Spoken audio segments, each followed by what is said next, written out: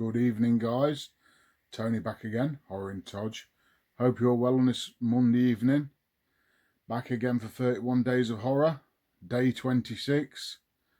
And today I'm going to be reviewing, first time watch may I add again, Tanya Rosenberg's 1990 revenge thriller from Vinegar Syndrome, Blood Games. This is a beautiful edition from Vinegar Syndrome, and like I say, first time watch for me. It says it's from 1990, but it's got a real 80s feel about it, this one. So I'll tell you a bit more about Blood Games, guys, and what I thought of it and my review and stuff. So let's get straight into it. So this one stars Ross Hagen, Laura Abbott and Gregory Scott Cummins. And basically what happens is, as you can see here on the front, they are a girls' baseball team, and they go to play this bunch of rednecks. It starts out they're playing a baseball game against this bunch of rednecks. Girls' baseball team, I must say the hottest baseball team I've ever seen in my life. Or, well, I haven't seen many girl baseball teams because I don't know much about it, but let's just say the hottest sports team ever.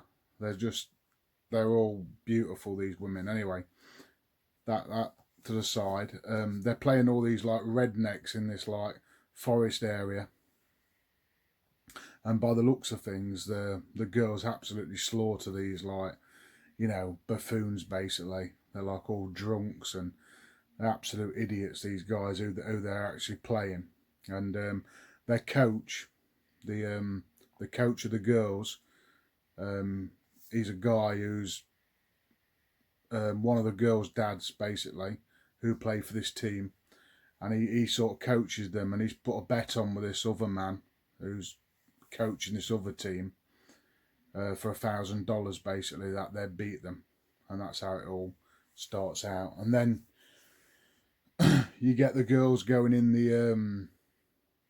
the showers after the game, like, or like giving it the big I am they are, shouting about, and they're all naked and stuff. There's quite a lot of boobs and stuff flying all over the place.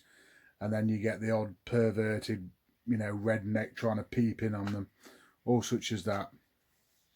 And then their coach doesn't get their $1,000 that he's owed, so he goes into this local bar where all these guys are, ends up having a fight with a guy who should have given him it. Then it all kicks off from there. Basically, a couple of the girls run into a couple of the guys, and they basically try to rape them, and it all kicks off from there. And basically it just spirals out of control. There's a few stabbings and shootings, a couple of people get killed, and essentially it's a road chase. So all these rednecks get in all the cars and stuff and just decide to chase these girls down. These girls are in a great big like bus, American style bus. They're on like a tour bus, and they're sort of driving out of the way. They're quite a few hours out of the way from anywhere, and these rednecks are all chasing them down in cars and motorbikes and stuff, and like trying to jump on the bus, on the top. There's quite a few good action. It's a bit of an action film as well, I suppose, as well as this thriller and sort of rape revenge. And then a few more get killed and picked off and stuff like that. And then the girls end up running into a dead end into this forest. So they get out the bus and start to run through the forest, where that's what I like more about this film. There's like, it was all like a forest area, and it was great cinematography in this bit.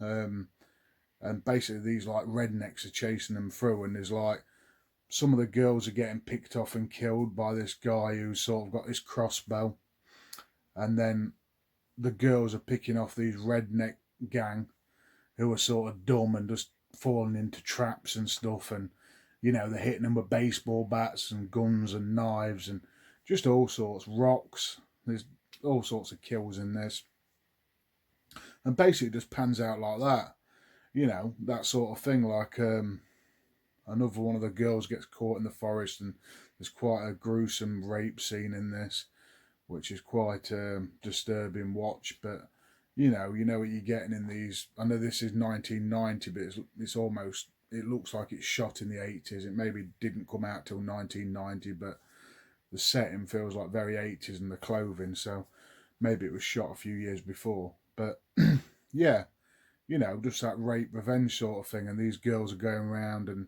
they're sort of badass at the end, you know, kicking the butt and or arse, you know, kick, and they're just, there's blood flying everywhere. And but all in all, if you've seen this movie, guys, I think it's a decent revenge movie. I really enjoyed it, thoroughly enjoyed it. Plenty of action scenes, um, plenty of kills, plenty of funny moments. Like I say, there's boobs, there's bloody quite cringy funny moments, and there's all sorts. There's terror in this. There's, you know, the chasing scenes are quite climatic, and the forest, the forest woodland bit's really good at the end. And then the sort of right near the end, they go into like this big sort of like campsite, which has got this like big water tower and stuff. That's quite a good setting. Sort of chasing each other around in there, trying to kill each other. But yeah, really stupid concept, because why didn't they just phone the police? But you know how these things go. But really one I enjoyed. So I'm going to give Blood Games 7.5 out of 10. Really enjoyable revenge movie with some kick-ass women, basically. That's what it's all about. And yeah, very women empowering to say it's like an 80s, early 90s movie. Really cool movie. Like I say, I really enjoyed it. So tell me underneath, guys, if you've seen Blood Games from Vinegar Syndrome. This is a very nice release. What you thought of it. I've been Tony, guys, and I'll catch you all for day 27 tomorrow.